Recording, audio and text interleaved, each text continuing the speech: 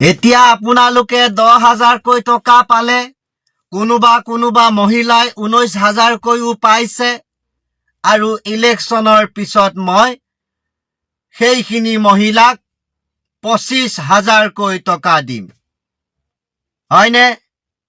হয়নে নহয় ৰাইজ?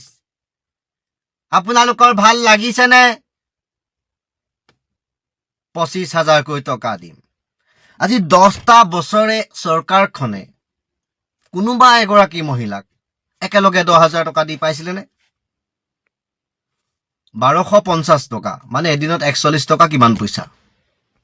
এগৰাকী মহিলাই যদি দিনটো ভিক্ষা কৰিবলৈ ওলাই যায়, 10 টকাৰ তলত কোনোবাই ভিক্ষা নিদিয়ে আজিকালি। একেবাৰে এই আমাৰ চৰকাৰ নেতা মন্ত্ৰীবোৰৰ নিচিনা যি টকাক লৈ আক্ৰোশ কৰি থাকে, তেওঁলোকেহে 1 টকা বা 2 টকা কইনচ এটা দলিয়াই দিয়ে। কিন্তু যাৰ টকাৰ প্ৰতি মোহ নাই, আৰু যি মানে টকাক আচলতে মানে মূল্যৱান সম্পদ বুলি, ইমান ডাঙৰ বস্তু বুলি ভাবি নলয়, কিয়নো আমি নাভাবো। হয়, টকা নহলে পৃথিৱী নচলে, কিন্তু টকা থাকিলেও, বহুত টকা থাকিলেও কিন্তু পৃথিৱী নচলে। কিয়নো মই যদি গোটেই টকাখিনি জমা কৰি থওঁ, বাকীবোৰ ক'ৰ পৰা চলিব? কথাবোৰ তেনেকুৱা। গতিকে আজি এয়া কাৰণ চৰকাৰী ধনটো যে আহে, চৰকাৰী ধনটো কোনো টকা পকেটৰ পৰা নিদিয়ে। এইখিনি আপোনালোকৰ 10,000 টকাটো যে দিলে, হয়তো মাহটোত 10,000কৈ দিবৰ কাৰণে হয়তো এই 10 বছৰত আহি আছিলে আপোনালোকৰ টকা। অকল এই মাহটোতহে দিলে আপোনালোকক 10,000 টকা একেলগে, তাকো অৰুণোদয় জমা কৰি কৰি কৰি কৰি। কিন্তু সেই 10,000 টকাটো কিন্তু কোনো এজনী মহিলাইও কিন্তু তাৰ আগত, টকাটো পোৱাৰ আগত, যে মামা আমাক টকা দিয়া নাই, টকা দিব লাগিছিল, কাৰো এটা ভিডিঅ' বা কাৰো এটা পোষ্ট পোৱা নাছিলো। কিন্তু সেই মুহূৰ্তত, টকা পোৱাৰ আগমুহূৰ্তত গোটেই অসমবাসী তথা ভাৰতবৰ্ষৰ আন ঠাইৰো একাংশ লোকে লিখিছিল, জাষ্টিছ ফৰ জুবিন গাৰ্গ। আমি বিচাৰিছো জুবিন গাৰ্গৰ ন্যায়। সম্পূৰ্ণ অসমবাসী ৰাইজ আৰু একাংশ জুবিন গাৰ্গ প্ৰেমী বিশ্ববাসী বুলি ক'ব লাগিব মই, বিশ্বৰ বিভিন্ন ঠাইৰ পৰা জুবিন গাৰ্গৰ ন্যায় বিচৰা হৈছিল, বা হৈছে, বা হৈ আছে, এই সময়তো হৈ আছে। কিন্তু তাৰ বিপৰীতে আচলতে এই 10,000 টকাকৈ মহিলাৰ একাউণ্টত সোমোৱাই দিয়া হ'ল জুবিন গাৰ্গৰ ন্যায়ৰ সলনি। গতিকে 10,000 টকাটো আপোনালোকে কি বুলি ভাবে? কিন্তু মোৰ মতে মই ভাবো কি জানে, যে এই 10,000 টকাটো যে 10টা বছৰত এদিনো নিদি জুবিন গাৰ্গৰ ন্যায় বিচৰাৰ সময়ত দিলে, এই 10,000 টকাটোত এটা টোপাল জুবিন গাৰ্গৰ তেজ সোমাই আছে। এক টোপাল 10,000 টকা পোৱা মহিলাসকলে কিন্তু জুবিন গাৰ্গৰ তেজ খাইছে। সঁচা কথা কৈছো মই। আৰু যদিহে জুবিন গাৰ্গৰ ন্যায় দিব নোৱাৰে, যদিহে এই চৰকাৰ মাল বদলাব নোৱাৰে, তেতিয়া কিন্তু এই তেজৰ কিন্তু আপোনালোকে হিচাপ দিব লাগিব। আৰু যদি আপোনালোকে চৰকাৰ বদলাই সেই জুবিন গাৰ্গৰ ন্যায় দিব পাৰে, হয়তো সেই তেজৰ টোপালটো যে আপোনালোকে খাইছে, সি হয়তো খাদ্যলৈ ৰূপান্তৰিত হ'ব পাৰে। কিন্তু আজি মই কওঁ, এয়া আঁচনি নহয়, এয়া জুবিন গাৰ্গৰ নিচিনা এজন মহান আদৰ্শৱান ব্যক্তিৰ তেজ খোৱা হৈছে আমি অসমীয়া জাতিটোৱে। ইমান জ্ঞান শূন্য হলোনে আমি? অকণমান আঁচনি পাই আমি ৰাস্তা হৈছে দেখিছো, 4 লাইন একদম কি মজা লাগে গৈ। আৰে গাঁৱৰ মানুহ 4 লাইনলৈ কেইদিন ওলাই যায় মই সুধিছো। এইবিলাক ব্যৱসায়িকৰ কাৰণে, ব্যৱসায় কৰিবৰ কাৰণে, চৰকাৰৰ কৰ তুলিবৰ কাৰণে ৰাস্তা পদূলি ঠিক কৰা হৈছে। বাহিৰৰ পৰা বস্তু আহে, বাহিৰৰ গাড়ী আহে, অসমলৈ আদান প্ৰদান, তাৰ পৰা ডাঙৰ ডাঙৰ টেক্স। আজি মই বাদলিপাৰালৈ যদি 4 থকা গাড়ীখন আগত লৈ পেলাই গৈছো, 200 টকাৰ তেল ভৰালে অহা যোৱা হৈ যায়। এতিয়া বাদলিপাৰালৈ গ'লে যাওঁতেও 150 টকা, আহোঁতেও 150 টকা টোল গেটত দিব লগা হয়। 4 3 700 টকা হ'ল। এই 300 টকাটো ক'ৰ? এখন গাড়ীয়ে যদি 300 টকা দিব পাৰে, দিনটোত যদি 1 লাখ নকওঁ মই, 1,000 গাড়ী যায়, 1,000 গাড়ীয়ে এখনৰ পৰা যদি 300কৈ পায়, তো কিমান টকা পালে? কিমান টকা পালে? 3 লাখ টকা পালে। গতিকে এই বস্তুবোৰ গুৰুত্ব কোনে দিব লাগিব? উন্নয়ন হৈছে, কোনবিলাক উন্নয়ন হৈছে?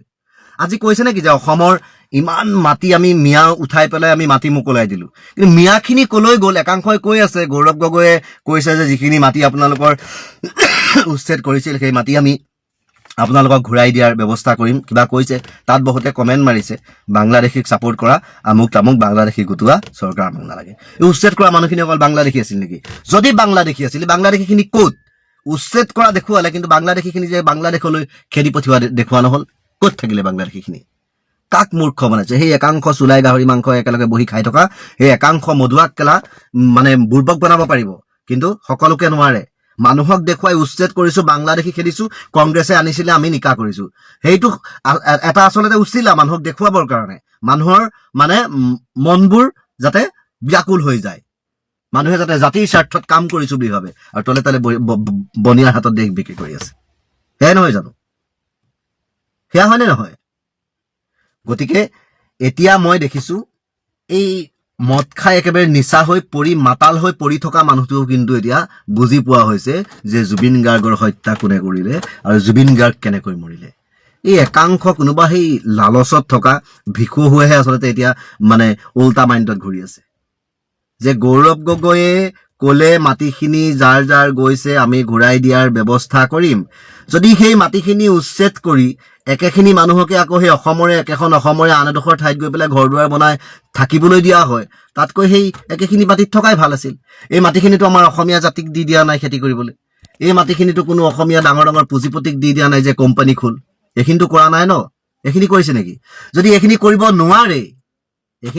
নোৱাৰে, চৰকাৰখনে, তেতিয়া উচ্ছেদ কৰাৰ অৰ্থ কি হ'ল? মানুহক মোহনি লগাবলৈ, মোহনি বান্ধ মাৰিবলৈ, আৰু ধৰ্ম হিন্দু মুছলমান আৰে হিন্দু মুছলমান কৰিবলৈ তুমি পণ্ডিত নে মৌলবী? তুমিতো সেয়া নহয়। নিজৰ ধৰ্মটোৰ কৰ্মই নাজানা, নিজৰ ধৰ্মৰ কথা নাজানা, যে মই ধৰ্ম যদি এটাত আছো, মানৱতা থকা ধৰ্মত আছো, গতিকে মই আন এটা ধৰ্মক কেতিয়াও ঘৃণা কৰিবলৈ নিশিকাও। কাৰণ তুমি বৰ্তমান দেশৰ মুৰব্বী হয়, তুমি ভাল পথেৰে যদি নিয়া মানুহ ভাল পথেৰে যাব, আৰু যদি তুমি বেয়া পথেৰে নিয়া মানুহ বেয়া পথে যাব। তুমি ৰাতিপুৱা এটা কথা, গধূলি এটা কথা, দুটা সময়ত দুটা কথা কোৱা, তুমি মস্ত এটা মিছলীয়া হয়। তো আমাৰ উঠি অহা প্ৰজন্ম মিছলীয়া হৈ যাব। তুমি নিজৰ ধৰ্মক ওপৰত ৰাখি আন এটা ধৰ্মক সদায় সৰু বুলি ভাবা আৰু নিন্দা কৰা, উঠি অহা প্ৰজন্মও তেনেকুৱা হ'ব। যে জাতিটো জীয়াই থাকিব কেনেকৈ? জাতিৰ মাজতে বিশৃংখলাৰ সৃষ্টি হ'ব, জাতিৰ মাজতে খোৱা কামোৰা হ'ব, নিজৰ ককাই ভাইৰ মাজত কাজিয়া হ'ব। তুমি ক'লা আহোম গেলা, আহোমৰ ভূত গেলা, আহোমৰ ভূত নালাগে। এতিয়া একাংশ আহোমেই কিন্তু তোমাৰ পুকুৰত দৌৰি আছে, আৰু একাংশ আহোমকে কিন্তু তুমি তুচ্ছ তাচ্ছিল্য কৰি আছা। একাংশ মুছলমানৰ ভূত নালাগে, লুঙি টুপি মামা চাচাৰ ভূত নালাগে, এতিয়া একাংশ মুছলমানেই তোমাৰ পুকুৰত দৌৰি আছে। কিয়নো তুমি পণ্ডিতৰ লগত জড়িত হৈ আচলতে তুমি কিছুমান মানে এইবিলাক কুকৰ্ম জানা, আচলতে মানুহক মোহনি মাৰিব জানা, নিজৰ ফটোখন নিজৰ হাঁহিটোত আচলতে মোহনি আছে। বেয়া পোৱা মানুহো মুখৰ আগত পাই যোৱাৰ পিছত ভাল পাবলৈ লয়, বেয়া পোৱা মানুহৰ ছবিখন দেখাৰ পিছত ভাল পাবলৈ লয়। এইবিলাক আচলতে মন্ত্ৰীৰ নাম লৈ কিবা পণ্ডিত মৌলবীৰ কাম কৰি থকা যেনে লাগে, সেইকাৰণে ধৰ্মৰ কথা বেছি ওলাই মুখত, সেইকাৰণে মানুহক মোহনি মাৰি প্ৰতি বাৰে বাৰে মন ঘূৰাব পাৰে। কিন্তু আমাক মাৰিব নোৱাৰে। আমি এজনকে বিশ্বাস কৰো, সৃষ্টিকৰ্তা, আৰু সেয়াই সদায় মনত ৰাখো, আৰু তেওঁকেই ভয় কৰো, তেওঁকেই বিশ্বাস কৰো। গতিকে ফকতীয়া মানে এইবিলাক ৰাৱণৰ বংশৰ মানুহে কেতিয়াও মন ঘূৰাব নোৱাৰে। কথাটো সেইটো, যি ভগৱানক এজন ভগৱান আছে বুলি বিশ্বাস কৰে, তাৰ মন মগজু আন কোনেও কিনিব নোৱাৰে। কথাটো বুজি পালে? গতিকে জিন্দা যি মানে কিবা কৰিব পাৰে, জীৱ থকা মানুহকেই পূজা নকৰো। বুজি পালে? তো মাটিৰ মূৰ্তিটোত পূজা কৰি মই কি পাম?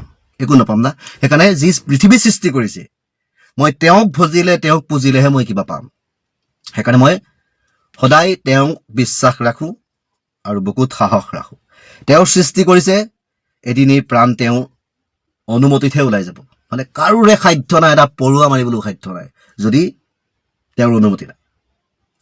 মানুহ কোন নিমৃত্ত, মানুহ নিমিত্ত। শংকৰদেৱ যদি মৰি গৈছে, শ্ৰীকৃষ্ণ যদি মৰি গৈছে, ৰাম যদি ভগৱান মৰি গৈছে, তুমি কোন বে? হা, তুমি সদায় পৃথিৱীত জীয়াই থাকিম বুলি আহিছা, তুমিও মৰি যাবা। কিন্তু নাভাবিবা যে তোমাৰ নাম ইতিহাসৰ পাতত খুব ভাল লিখনিৰে লিখা যাব। জুবিন গাৰ্গৰ আচলতে যিখিনি মানে পপুলাৰিটি, সেইখিনি যদি ল'বলৈ যাব খোজা হৈছে, বিচৰা হৈছে, তেতিয়া ভুল কৰা হৈছে। জুবিন গাৰ্গৰ নাম ইতিহাসৰ পাতে পাতে থাকিব, কিয়নো জুবিন গাৰ্গে ভাল আদৰ্শ দি গৈছে, আৰু জুবিন গাৰ্গৰ নাম ৰামৰ লগত তুলনা কৰা হৈছে। আৰু তোমাৰ নাম ইতিহাসত থাকিলেও ৰাৱণৰ তুলনাত থাকিব, ৰাৱণৰ লিষ্টত থাকিব, কিয়নো ভাল কাম কৰি যোৱা নাই। মানুহৰ মাজত বিভ্ৰান্তিৰ সৃষ্টি কৰি, মানুহক মূৰ্খ বনাই আজি এটা কাইলৈ এটা কথা কৈ আচলতে মানুহৰ মাজতে কাজিয়া লগাই মানুহক শেষ কৰিব খোজা। আজি তোমাৰ দিনত কোন কোন হেৰাই গ'ল এবাৰ ভাবাচোন। সকলো হেৰুৱাটো আমি বাদ দিলোঁ, জুবিন গাৰ্গৰ নিচিনা এজন মানুহ হেৰাই গ'ল। শত্ৰু এজনৰ যদি কিবা এটা বেমাৰ হয় মেডিকেলত পেলাই দিয়া হয়, তেওঁ আৰু ঘূৰি নাহে, ডক্টৰ নাৰ্ছ লাগি মাৰি পেলোৱা হয়। এইবিলাক গুপ্ত হত্যা নহয় নেকি? এইবিলাক কিবা নেকি? আজি তৰুণ গগৈদেৱৰ মৃত্যুটো মোৰ সন্দেহ হয়, মেডিকেলত মৰি গ'ল, কেনেকৈ মৰি গ'ল। গতিকে এই কথাবোৰ চাব লাগিব। আজি জুবিন গাৰ্গৰ যেতিয়া মৃত্যুৰ পিছত ইমান অৱহেলা হৈ গ'ল, এতিয়া লৰালৰিকে ফাৰ্ষ্ট ট্ৰেক আদালতৰ কাম কৰিছে, মানে ইলেকশ্যন আহিছেতো, আজি 7 মাহ বহি থাকিলে ফাৰ্ষ্ট ট্ৰেক আদালত, এতিয়া লৰালৰিকে যে ইলেকশ্যন আহি গ'ল, মানুহক দেখুৱাব লাগিবতো। ইলেকশ্যনৰ আগততো কোনো শাস্তি নহয়, ৰিজাল্ট নহয়, যে আদালতৰ কাম চলি আছে, আমি চলাই ইলেকশ্যনৰ এসপ্তাহ 10 দিনৰ পিছতেই আমি আচল শুনি উৰাব আৰু তেওঁ চাজা হ'ব, সেই বুলি কৈ পেলাই মানুহক ভোটটো দিয়াব, দিয়াৰে আমছে বৰা কোন এতিয়া আহি যা লাগিবি নেকি? বা মানুহে আৰু গুণিজ্ঞানী মানুহে দ্বিতীয়বাৰ ভুল নকৰে। কংগ্ৰেছ চৰকাৰ এইকাৰণে প্ৰয়োজন হয় যে দুৰ্নীতি যি হাৰত বৃদ্ধি পাইছে, ৰাইজ অতিষ্ঠ হৈছে। মূল্য বৃদ্ধিয়ে চাবনে, ৰাস্তা ঘাটৰ অৱস্থা জানে, চবতকৈ ডাঙৰ কথা আছে চৰকাৰী স্কুল, 8,000 চৰকাৰী স্কুল বন্ধ হৈছে। এতিয়া যদি চাই বিজেপি ফুল পাহে আছে, বাকী চব হাইব্ৰিড হয়, বুজি পালে, বাকী চব হাইব্ৰিড। আৰু ডক্টৰ হিমন্ত বিশ্ব শৰ্মা ডাঙৰীয়া 3টা ফৰ্মুলা তেওঁ ব্যৱহাৰ কৰে, প্ৰলোভন, বিভাজন আৰু তেওঁ কি কৰে, মানুহক তেওঁ দমন কৰে, বিৰোধীক দমন কৰে, সাধাৰণ ৰাইজক প্ৰলোভন দিয়ে, তাৰপিছত আপোনাৰ হিন্দু মুছলিম বিভাজন কৰে। এই 3টা নীতিত ডক্টৰ হিমন্ত বিশ্ব শৰ্মা ডাঙৰীয়া চলি আছে। এতিয়া ডক্টৰ হিমন্ত বিশ্ব শৰ্মাই চিনাকি অচিনাকি মানুহৰ কথা কয়। আজি তেওঁৰ দিনতে চিনাকি মানুহে অৱস্থা কি আছে তেওঁ গম পাইছেনে?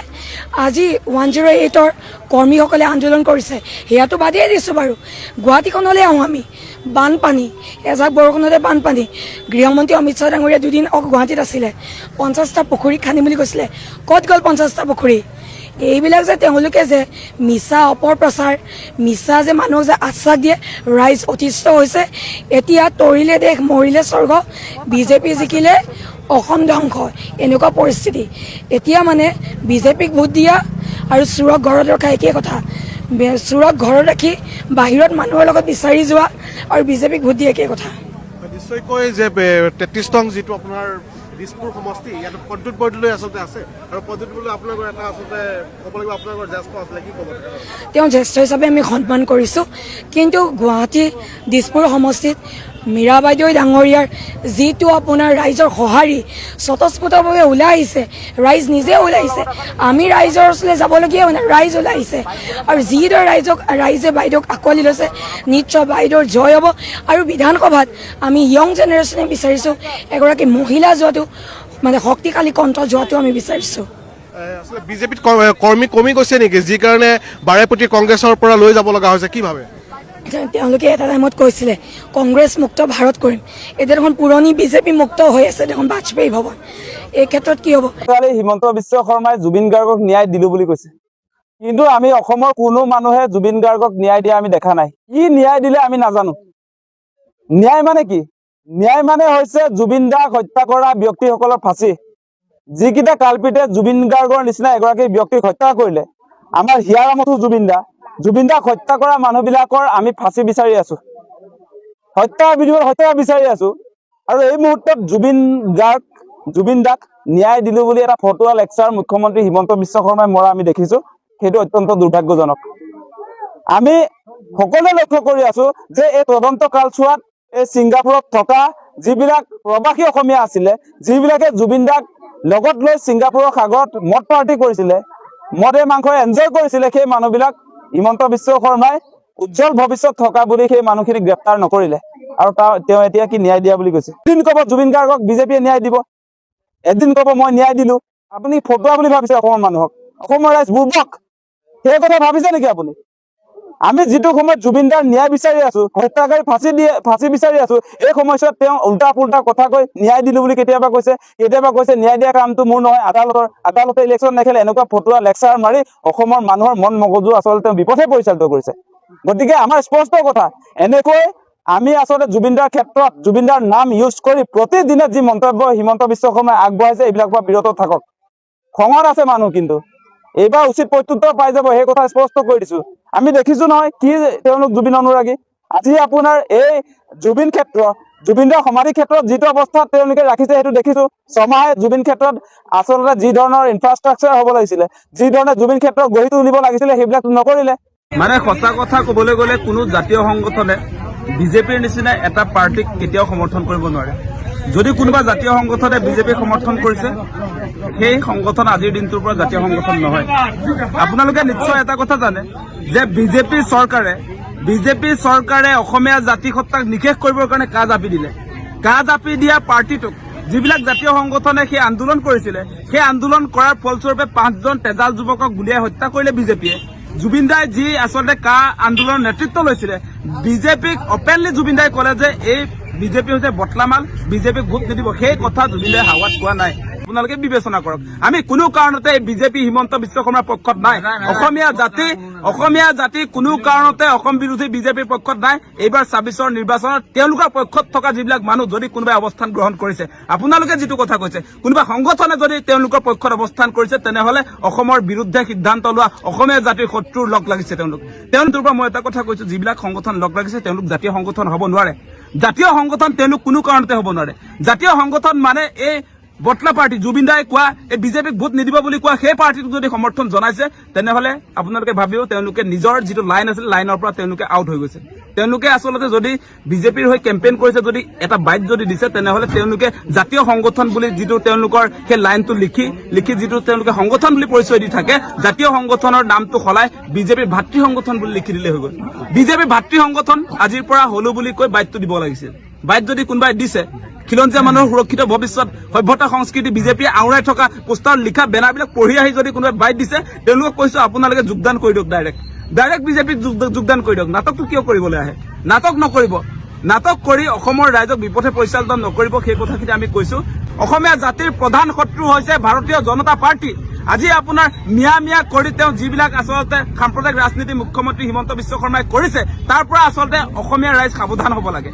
আচলতে মিয়া কৰি থকাৰ ফলস্বৰূপে আমি দেখিছো তেওঁলোকে এফালৰ পৰা মিয়া দেখুৱাই আছে, তাৰ পৰা আনফালেদি এই আদানী আম্বানী ৰামদেৱক যিবিলাক খিলঞ্জীয়া মানুহক দিম বুলি কোৱা সেই মাটিখিনি গতাই দিলে। 1,60,000 বিঘা তেওঁলোকে খিলঞ্জীয়া মানুহৰ সুৰক্ষিত ভৱিষ্যতৰ কাৰণে উচ্ছেদ কৰিছো বুলি কৈ সেই মাটিখিনি এতিয়া আদানী আম্বানীক দি দিলে। এতিয়া তেওঁলোকৰ খিলঞ্জীয়া মানুহ আদানী আম্বানী হ'ল। আজি অসমীয়া খিলঞ্জীয়া মানুহে একতা মাটি নাপালে। আজি আপোনালোকে নিশ্চয় দেখা পালে বিজেপিৰ দিনত বিজেপিৰ মন্ত্ৰী, সাংসদ, বিধায়কৰ আপোনাৰ মাটিৰ পৰিমাণ কিমান বৃদ্ধি হৈছে আপোনালোকে নিশ্চয় দেখা পাইছে। আজি মুখ্যমন্ত্ৰীৰ পত্নী কিমান সম্পত্তিৰ মালিক হৈছে আপোনালোকে নিশ্চয় দেখা পাইছে। অসমৰ প্ৰায়বিলাক বাগান এতিয়া হিমন্ত বিশ্ব শৰ্মাৰ ঘৈণীয়েকৰ। আজি চৰকাৰী স্কুল বন্ধ কৰি, আজি 8,000 চৰকাৰী স্কুল বন্ধ কৰি এতিয়া শিক্ষাক বেপাৰ কৰিবৰ কাৰণে ঋণিকীময় শৰ্মাই বান্দিয়া ইণ্টাৰনেশ্যনেল স্কুল খুলিছে। আপোনালোকে দেখিছে, য'ত আপোনাৰ ক্লাছ 1ৰ বাচ্চাটোৱে পঢ়িবৰ কাৰণে এবছৰত 3,25,000 টকা দিব লাগে। সেইবিলাক ভাল দিন আহিছে নে বেয়া দিন আহিছে? সেই কথাবিলাক আপোনালোকে বিবেচনা কৰি চাওক। সঁচা কথাবিলাক আপোনালোকে বিবেচনা কৰি চাওক। আজি আপোনাৰ 80 টকীয়া মিঠাতেল, সেই মিঠাতেলৰ দাম আজি 240 টকা হ'ল। আজি যিটো পেট্ৰলৰ দাম আপোনাৰ 72 টকা আছিলে, সেই 72 টকীয়া পেট্ৰল বিজেপি আহিলে আপোনাৰ 35 টকা কৰি দিম বুলি কৈছিলে, সেই পেট্ৰলৰ দাম আজি 100 টকা হ'ল। 26 টকাত মোদীয়ে ডিজেল দিম বুলি কৈছিলে, সেই ডিজেলৰ দাম আজি 90 টকা হ'ল। আপোনালোকে নিশ্চয় দেখা পাইছে। আজি আপোনাৰ 200 এই চিলিণ্ডাৰৰ দামটো তেওঁলোকে 200 টকাত দিম বুলি কৈছিলে। 400 টকা হৈ থাকোতে তেওঁলোকৰ মতে বেয়া দিন, আজি আপোনাৰ সেই 400 টকা চিলিণ্ডাৰ 1000 টকা হ'ল, আৰু এইটো বোলে বিজেপিৰ ভাল দিন। সেই কথাবিলাক আমি দেখি আছো। ঔষধৰ দাম বৃদ্ধি হৈছে, আপোনালোকে নিশ্চয় দেখা পাইছে। প্ৰতিটো সামগ্ৰী কেনেকুৱা আকাশলংঘী মূল্য বৃদ্ধি হৈছে আপোনালোকে নিশ্চয় দেখা পাইছে। গতিকে কোনো কাৰণতে বিজেপিৰ পক্ষত অসমীয়া ৰাইজ নাই। আজি আপোনালোকে নিশ্চয় দেখা পাইছে বিজেপিৰ আচল কথাবিলাক ৰাইজৰ সন্মুখত উদঙাই দিয়াৰ কাৰণে আচলতে জুবিন দাক হত্যাৰ ষড়যন্ত্ৰ কৰি ছিংগাপুৰত হত্যা কৰা হ'ল। সেই কথাও আমি দেখি আছো। আজি জুবিন ক্ষেত্ৰত কেনেকে অৱহেলা কৰিছে, 6 মাহে কোনো আন্তঃগাঁথনি আমি দেখিছো। জুবিন ক্ষেত্ৰৰ মাটি কেনেকে অশোক সিংহালে দখল কৰিলে সেই কথা আমি দেখিছো। গতিকে এই পাৰ্টিটোক, যিটো পাৰ্টিয়ে জুবিন দাৰ নিচিনা এগৰাকী আমাৰ অসমীয়া জাতিৰ সম্পদ, আমাৰ হিয়া আমঠু এই জুবিন দাৰ নিচিনা এগৰাকী ব্যক্তিক ছিংগাপুৰলৈ মাতি নি হত্যাৰ মুখলৈ ঠেলি দিলে, সেই বিজেপিক আমি ভোট দিম নেকি? আপোনালোকে বিবেচনা কৰক। আমি কোনো কাৰণতে বিজেপি হিমন্ত বিশ্ব শৰ্মাৰ পক্ষত নাই। অসমীয়া জাতি কোনো কাৰণতে অসম বিৰোধী বিজেপিৰ পক্ষত নাই। এইবাৰ 26ৰ নিৰ্বাচনত তেওঁলোকৰ পক্ষত থকা যিবিলাক মানুহ যদি কোনোবাই অৱস্থান গ্ৰহণ কৰিছে, আপোনালোকে যিটো কথা কৈছে, কোনোবা সংগঠনে যদি তেওঁলোকৰ পক্ষত অৱস্থান কৰিছে, তেনেহলে অসমৰ বিৰুদ্ধে সিদ্ধান্ত লোৱা অসমীয়া জাতিৰ শত্ৰুৰ লগ লাগিছে তেওঁলোক।